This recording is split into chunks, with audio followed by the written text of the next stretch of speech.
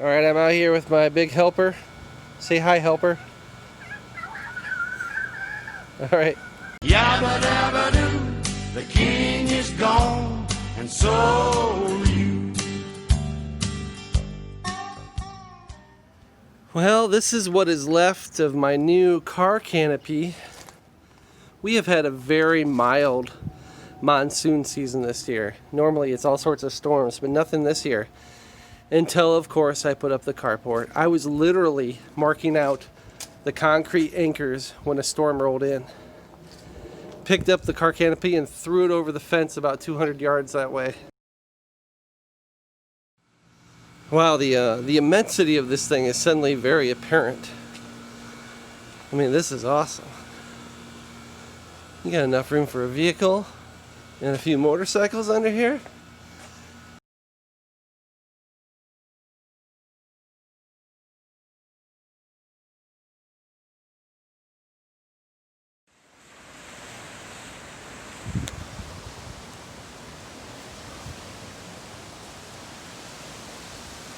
Unbelievable.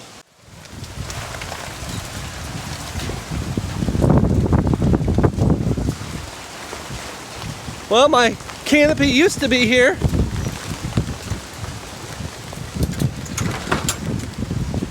And now it's over there.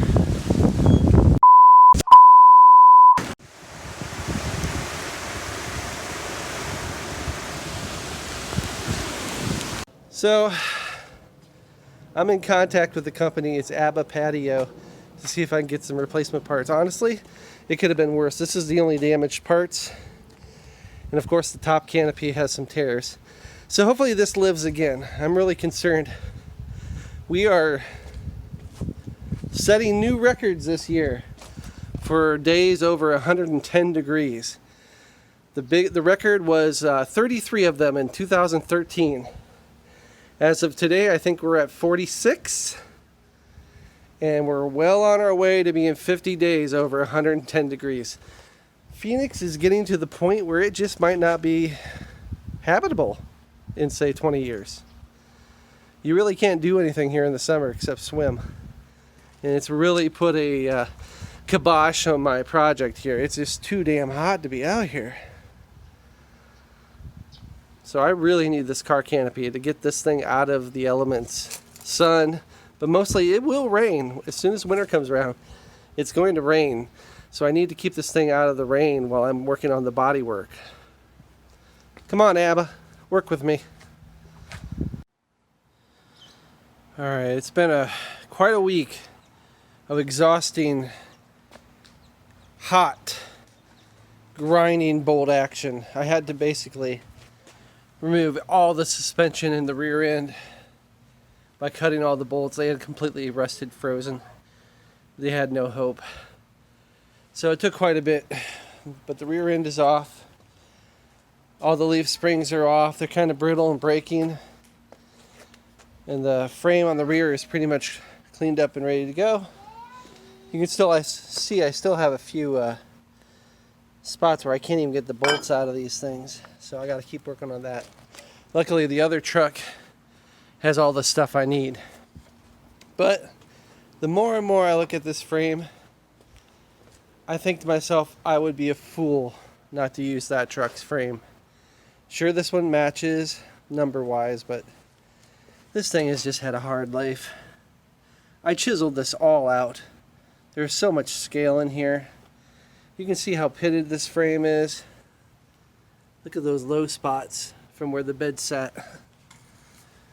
It's like that everywhere. All the components are pitted. I mean, everything. So, I believe I'm going to use that frame. That's going to kind of change things around a little bit on me. That means I'm going to do body work next instead of the chassis.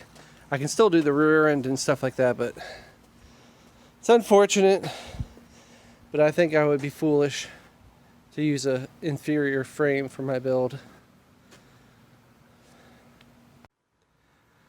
I'm pretty excited about this little find. This is the correct magic air system for the 57 through 60 F100.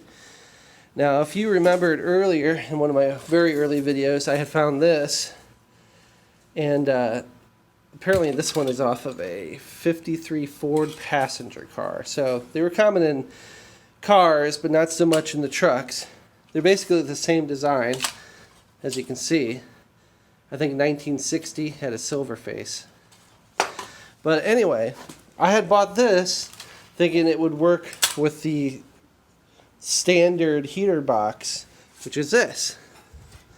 But as you can see, the standard heater box only recirculates the cabin air.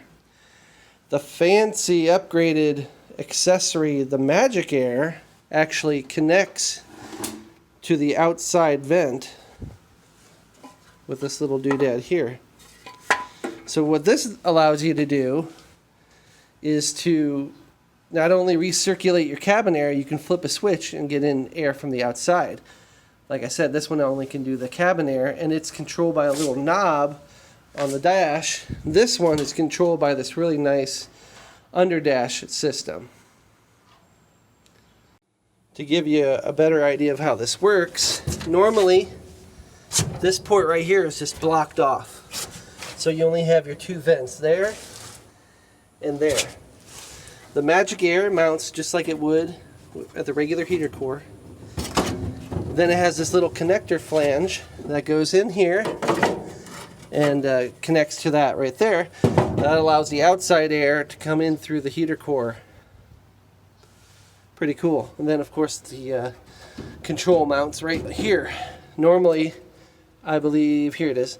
This is what controls the standard heater core. So this would be blocked off. There'll be a little delete plate, and then the underdash goes there. So pretty nice little option. And the final little thing to show off. Finally found a set of plates I've actually been looking for a few years. They only made this plate for $59 and $60 in Arizona, and looky there, 1960 registration sticker. So finding two plates is pretty rare. In '89 is when they started making the rule you only needed one rear plate. So finding two plates is pretty hard. I'm pretty happy. For a change of pace and location, I thought I'd take this last video from my motorcycle garage. It's also suffered pretty heavily from this heat. Everything in here has like an inch of dust on it. So hopefully soon the weather changes and things get nicer, and I can get back on working that truck regularly and get back on working on my bikes again. Anyway, that's all I got. Thanks for watching. Check it out. Stay cool, baby. Stay cool, huh? Come on, check.